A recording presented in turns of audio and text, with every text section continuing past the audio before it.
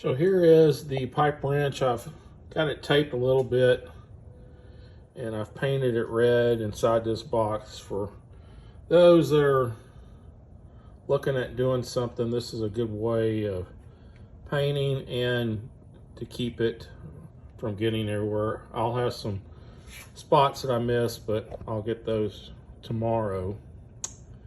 The other deal is this. This is the part that moves. I did Perma Blue on this.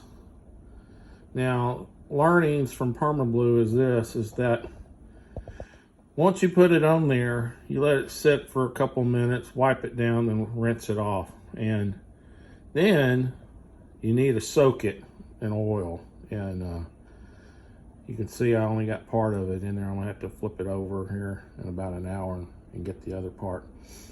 But if you don't, then it will rust, and it will rust fast. It's crazy.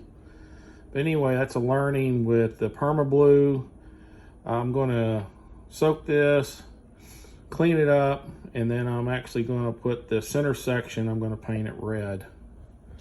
And that'll do for tonight. Catch up with you later.